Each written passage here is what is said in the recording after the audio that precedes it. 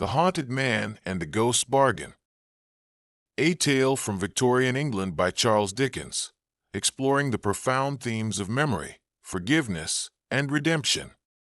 A chemistry professor haunted by painful memories makes a supernatural bargain to forget his sorrows, only to discover the terrible cost of losing both grief and joy.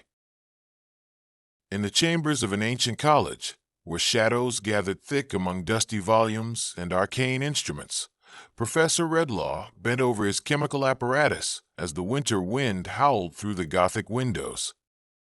Snow fell steadily outside, blanketing the courtyard in pristine white, but within his study, the learned man saw only darkness.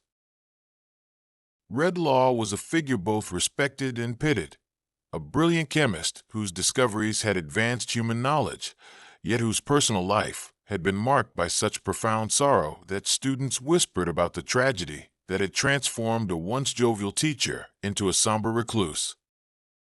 The source of his anguish lay buried deep in memory, a love betrayed, a friend who had stolen away his betrothed and died soon after in disgrace, leaving both the woman and Redlaw to live with the wreckage of their shattered lives. The woman he had loved had died years later, broken by remorse and grief, and Redlaw had been left alone with memories that poisoned every moment of his existence. Redlaw murmured to himself as he measured precise amounts of crystalline powder. Why must we remember pain so clearly, while joy fades like morning mist? What cruel design of nature condemns us to carry our sorrows like stones in our hearts? As if summoned by his bitter words, the air in the chamber grew thick and oppressive. The candle flames flickered without any breeze to disturb them, and a presence made itself known, not through sound or sight at first, but through a cold that seemed to emanate from the very stones of the ancient building. A voice came, as hollow as wind through empty corridors. Professor Redlaw. Redlaw looked up from his work to see a figure standing before him, a specter that wore his own face, his own form, but with eyes that held depths of sorrow beyond anything the living man had experienced. Redlaw said without surprise, for years of dwelling on dark thoughts had prepared him for even this supernatural visitation. You are myself. You are the ghost of what I have become. The specter replied, its voice echoing with the weight of accumulated grief. I am the phantom of your memories. I am every moment of pain you have endured, every betrayal you have suffered, every loss you have mourned. I am the keeper of your sorrows. Redlaw said, setting down his instruments with hands that trembled slightly. Then you know why I live in torment. You know the burden I carry. The phantom said, extending a hand that seemed to glow with an otherworldly light. I offer you release. Touch my hand, and I will take from you the gift of memory, all memory of wrong and sorrow, of pain and loss. You will forget the friend who betrayed you, the woman who loved you both, the years of anguish that followed. You will be free. Redlaw stared at the offered hand, his heart racing with the possibility of escape from the torment that had defined his existence for so many years. Redlaw asked, And in return, what do you ask of me? The specter replied, Only that you share this gift. That everywhere you go, everyone you touch will also lose their painful memories. Spread this blessing to all you encounter, and let the world be free of the burden of grief. Without hesitation, Redlaw grasped the phantom's hand. The effect was instantaneous and overwhelming. like a great weight lifting from his shoulders. All the pain that had crushed his spirit for decades simply vanished. The betrayal that had haunted him, the loss that had defined him, the regret that had colored every day, all of it disappeared as though it had never existed.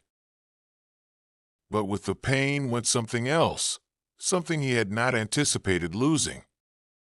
The love he had felt for the woman who had broken his heart was gone too, along with the friendship he had cherished before its betrayal. The very capacity for deep feeling seemed to have been drained from his soul, leaving him strangely empty and cold. He noticed the change first in his interactions with the college porter, a kindly old man who had always greeted him with warmth despite his melancholy nature. When Red Law encountered him the next morning, something terrible happened. The porter's usual gentle demeanor vanished, replaced by a harsh indifference to the children who normally clustered around him for stories and sweets. The old man snarled at a group of young visitors. "Get away from me, you bothersome creatures. I've no time for your nonsense."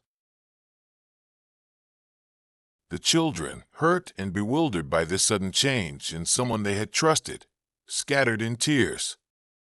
And as they ran, Redlaw noticed that they too seemed changed, their usual joy and innocence replaced by a strange, hollow sadness.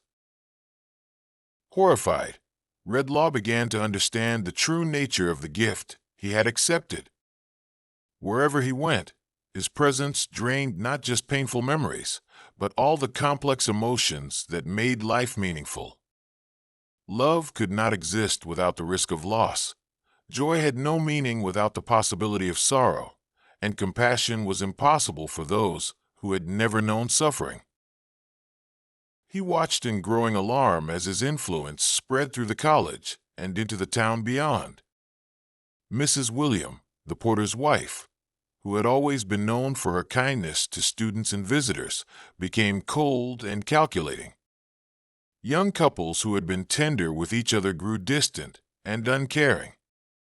Children stopped playing together, their natural empathy replaced by selfishness and cruelty. Redlaw whispered as he observed a mother push away her crying infant with callous indifference. What have I done? What monster have I unleashed upon the world?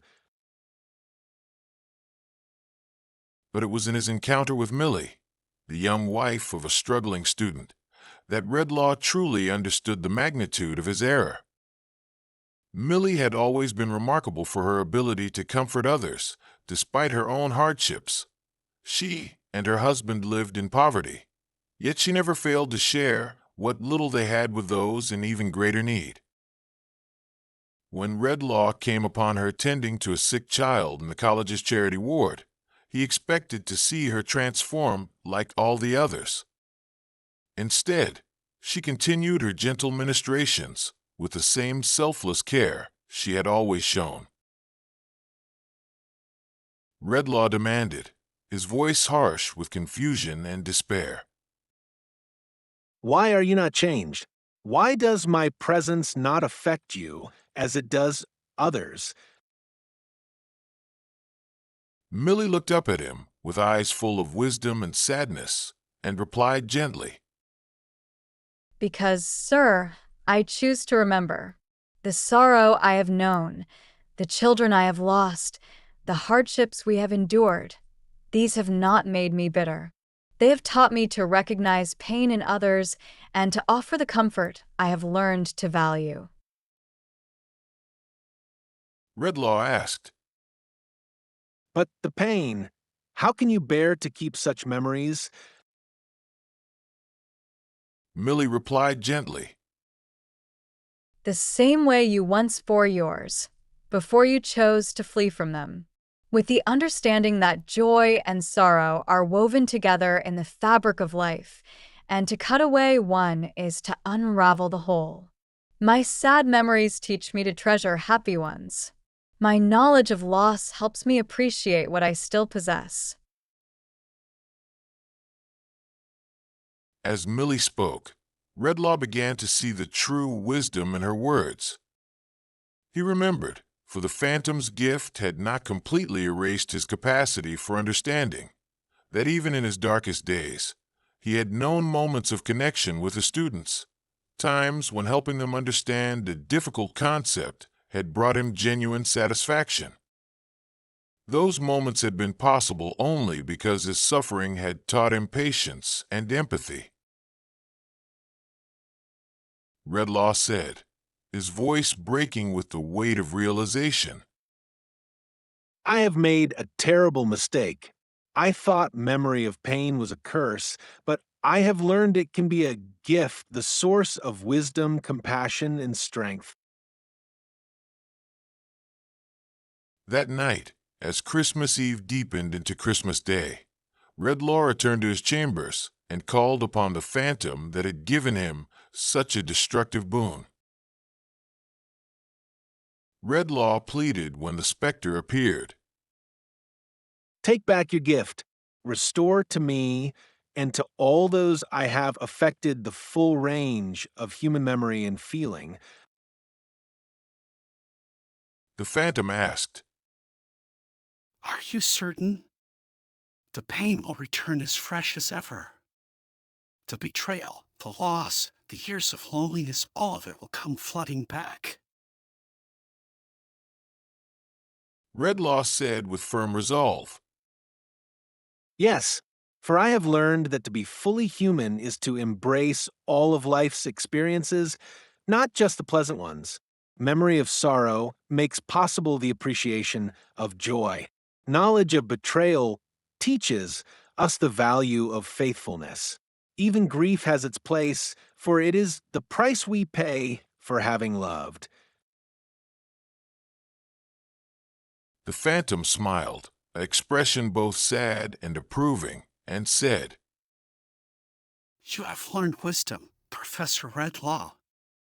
The memories return not as torment, but as teachers. As the specter faded, Redlaw felt the full weight of his past experiences settle upon his shoulders once again. But this time, the pain came tempered with understanding. He remembered the love he had lost, but also the beauty of having loved it all. He recalled the friend's betrayal, but also the years of genuine friendship that had preceded it. Most importantly, he remembered Millie's wisdom, that our sorrows and joys are inextricably linked, and that true strength comes not from avoiding pain, but from learning to transform it into compassion for others. Christmas morning brought with it a transformation throughout the college and the town. As Redlaw's renewed humanity spread its influence, the harsh indifference that had marked the previous day gave way to restored warmth and kindness. The porter once again welcomed children with stories and sweets. Mrs. William resumed her caring ministrations to students far from home. Young couples rediscovered their tenderness for each other. But the greatest transformation was in Redlaw himself. For the first time in years, he left his solitary chambers and joined the Christmas celebrations in the college hall. When students approached him with questions about chemistry, he found himself able not just to answer them, but to share in their excitement about learning. One young man said, Professor, you seem different today. Happier somehow. Redlaw smiled, and it was not the bitter expression that had marked his face for so many years, but something warmer and more genuine, and replied, I have remembered something important. I have remembered that our capacity for joy is born from our knowledge of sorrow, and that both are essential parts of the human experience. As the Christmas feast continued around him, Redlaw raised his glass in a silent toast to the Phantom that had taught him such a valuable lesson.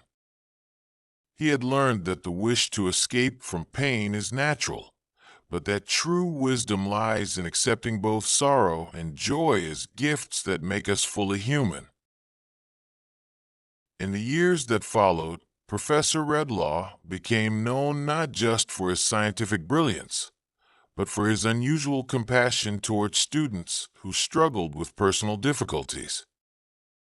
His own experience with loss and the temptation to escape from it had made him uniquely qualified to help others find strength in their trials rather than fleeing from them. And every Christmas thereafter, he would remember the night when he had almost traded away his humanity for the illusion of peace, and how a young woman's wisdom had helped him understand that memories, even painful ones, are among our most precious possessions.